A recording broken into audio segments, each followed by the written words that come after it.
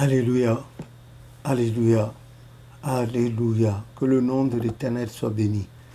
Donc, je vous dis bonjour dans le Seigneur et je continue mon travail de réponse autant que le temps me le permettra et le corps aussi. Donc, je vais répondre à celui-là qui a dit le temple, un temple dans l'église du christianisme céleste, combien de portes doit avoir un temple de l'église du christianisme céleste et comment c'est orienté? Eh bien, nos temples sont orientés vers l'est, rarement vers le nord. Cependant, j'ai vu sur mon parcours dans l'église, surtout en Europe, des temples orientés vers l'ouest ou le sud, ce qui n'est pas trop acceptable. Et ce n'est pas aussi la faute à ceux qui ont implanté la paroisse là. C'est une histoire d'espace. C'est pas facile en Europe, l'église. C'est une histoire d'espace. Mais ces gens qui orientent leur temple vers le sud et puis l'ouest doivent être très forts en prière parce que quand on retourne à ces histoires de vent, manifestations, des esprits à travers le vent, tout ça, il faut qu'ils soient très forts, beaucoup forts. Sinon, généralement, c'est des temples qui ne durent pas, qui ne tiennent pas le coup. Que le nom de l'Éternel soit béni. Que Dieu puisse les aider. Quant à ceux qui orientent leur temple vers l'est, est-ce qu'ils sont aussi sincères, fidèles à la mémoire de l'enseignement que Papa Ochofa a laissé? Je ne peux pas les juger, mais seulement pour répondre à celui-là qui m'a interrogé, qui m'a fait la question, généralement nos temples sont orientés vers l'est. Et à la porte ouest, le mur ouest du temple, il y a 3 portes. Il y a la porte centrale qui est plus grande. Il y a la petite porte à gauche pour les hommes, pour laisser passer les hommes à l'intérieur du temple. Il y a la petite porte de la gauche pour laisser entrer nos mamans, nos soeurs, nos filles dans le temple. Mais le tout premier temple dans l'église du christianisme céleste avait été construit en 1950 par Papa Nyasunu et c'était à Abidjan, à Trècheville, où le Seigneur m'a permis d'être né.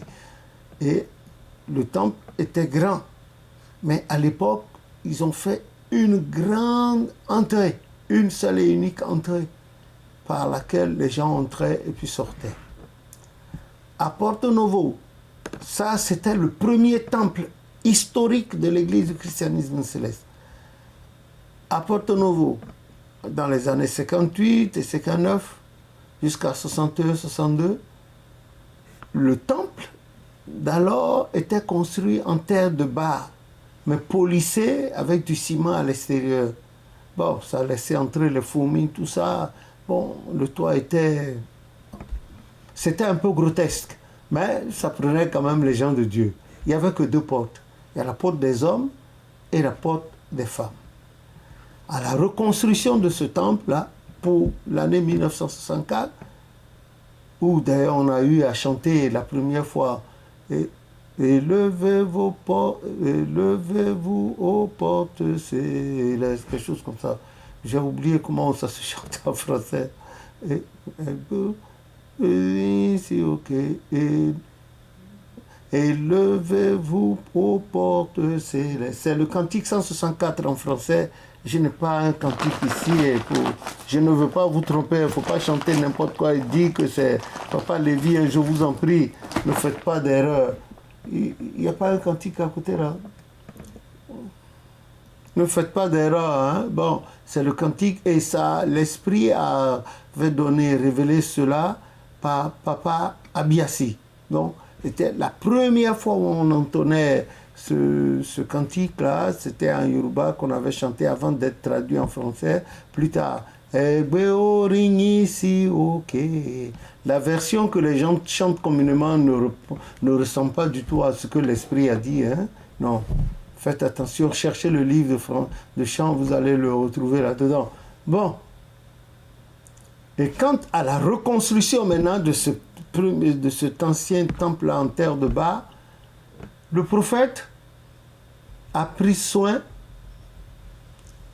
de faire une entrée principale, celle du milieu, plus grande d'ailleurs, une entrée secondaire latérale pour les hommes, une entrée latérale gauche pour les femmes.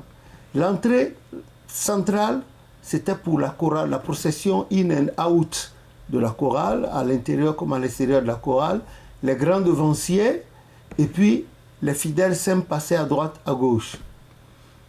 Non, pendant les petits cultes, les cultes des entre-deux soirs, mercredi, vendredi, on n'ouvrait pas la porte centrale, sauf les premiers jeudis du mois. Voilà comment ça se faisait. Donc, la porte du milieu, c'est pour la procession, pour le culte dominical surtout. Après la prière, à l'entrée sur le préau, à l'entrée du temple, le maître d'autel avançait avec l'ascensoir en main, suivi de la chorale, puis du conducteur du jour, et ensuite de le côté latéral gauche et droit, les fidèles, en commençant par les plus petits, de façon crescendo, jusqu'aux chargés de paroisse, entraient. Bon, au fond maintenant, au niveau juste après nos mamans, il y a une porte par là, une porte latérale gauche sur le mur du nord. Le mur nord du temple, il y a une porte par là, et une porte également sur le mur sud de la paroisse. Voilà. Et le Saint des Saints a une entrée. Après l'entrée du Saint des Saints, vous avez l'entrée qui est à l'extrême, au bout là-bas du Saint des Saints, pour permettre à ceux qui s'asseyent dans le Saint des Saints, mais de l'autre côté, sur les ailes du Saint des Saints, puissent entrer. Et également du côté gauche, à l'extrémité gauche du Saint des Saints, il y a une autre entrée aussi qui permettait aux devanciers d'entrer par là dans le Saint des Saints.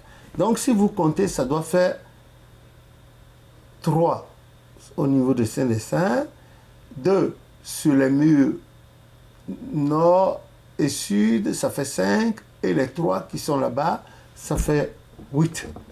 Voilà. Que le nom de l'Éternel soit béni. Sur d'autres paroisses, bon, il n'y a pas assez de place pour cela. Et comme il n'y a pas assez de place, bon, on ne peut pas être plus royaliste que roi, à l'impossible nul n'est tenu, on est obligé de se contenter de ce qu'on a vu, de ce qu'on a, et c'est ce qui se passe en attendant que Dieu leur donne un meilleur emplacement pour installer des paroisses, des temples beaucoup plus réguliers, en conformité avec ce que le Saint-Esprit a dit à Papa au chauffard. Donc, s'il vous arrivait de tomber sur une paroisse comme ça, gardez-vous de vous moquer ou d'insulter les responsables de ces paroisses-là, parce que ce n'est pas leur faute, c'est une histoire d'emplacement. C'est là où ils ont trouvé en attendant. Donc, allez-y. En fait, le premier temple étant le cœur, si votre cœur est sanctifié et suit, le reste, c'est rien. Hein? Le reste, c'est rien, et le temple est représenté par le passage biblique de Deutéronome 12, verset 11. Voilà, il disait à celui-là, gardez-vous de faire vos offrandes, de payer vos dîmes n'importe où. Alors il y aura un lieu où résidera le nom de votre Dieu. Le premier lieu, c'est le cœur, et le second lieu, c'est le temple fait de main d'homme. Voilà. Et à cet effet, l'origine du chant louez Jésus, louez Jésus. C'est pas louons Jésus, louons non, le prophète a rectifié. Parce que si on retourne à la version Yoruba telle qu'elle a été donnée en 1961-62 par notre père, Papa Wangonu Joseph, hein, il a eu un songe, une vision nocturne dans laquelle il a vu un temple, pas construit de main d'homme, mais percé de 4 portes à chaque entrée des points cardinaux. Il avait vu du monde prendre d'assaut ce temple, qui, au fur et à mesure que ce temple se remplissait, un temple qui n'était pas fait de main d'homme, quand au fur et à mesure que ce temple se remplissait, le temple s'agrandissait de lui-même spontanément. Et c'était des gens qui étaient en soutane, petits, grands, noirs, riches, pauvres, blancs, tout le monde noir, tout le monde courait vers des 4 points cardinaux et chantait « Eni Jesu,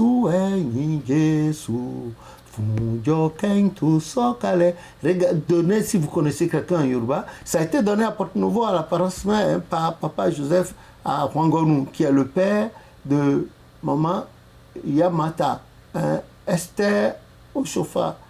Esther Ouangonu, épouse Oshofa, elle est à Porte-Nouveau, là, sous l'immeuble à Davier qui avait été prophétisé par un ressuscité à Papa Oshofa. Et lui, et quand il a ce monsieur, ce papa-là, très grand, d'ailleurs presque comme le prophète Oshofa, quand il est revenu à lui, il n'avait pas, il a tout fait. Il était dans la branche des Doheto. Cette branche n'existe plus dans l'église. Il est allé voir le prophète en son temps. Il était toujours à Davier. Il lui a expliqué le songe, la vision nocturne qu'il a eue. Et le prophète s'est retourné vers l'Éternel qui lui en a donné l'explication. Et c'est ce qui fait que désormais, à la fin de nos cultes, nous disons Alléluia dans les 4 points cardinaux. Car au départ, c'était seulement à l'est qu'on disait Alléluia. Les 7 Alléluia, puis c'est fini la procession. Voilà ce que... Mais depuis que cette révélation a été donnée, le discernement a débouché sur les Alléluia, 7 à l'est, 7 à l'ouest, 7 au sud, 7 au nord, et c'est ce qui est à l'origine. Et pour faire cet Alléluia-là, quand vous finissez à l'est, pour aller à l'ouest le faire, vous suivez le bras droit, le mouvement des aiguilles, vous tournez à l'ouest, vous faites Alléluia. Pour aller maintenant au sud, vous suivez toujours le bras droit et vous faites le tour, vous tournez vers la droite et vers le sud. Pour aller vers le nord, vous suivez toujours le mouvement et puis vous allez. Voilà, c'est pas que... Et c'est beau à voir, il ne faut pas se mettre en désordre pour le faire, c'est pas beau. C'est pas beau. Allez sur les paroisses où les gens respectent ça. C'est tellement beau, c'est un mouvement uniforme, synchronique, uniforme. Béni soit le nom de l'Éternel Dieu. Il est le Dieu beau, il est le Dieu de la beauté. Donc offrons-lui les meilleurs moments et de la beauté pour son Église et pour nous aussi, afin qu'il nous apprécie davantage. Que le nom de l'Éternel soit béni, qu'il vous bénisse aussi. Voilà ce que je vous ai expliqué. Voilà, que le nom de l'Éternel soit béni. Au nom de Jésus, notre Sauveur. Amen.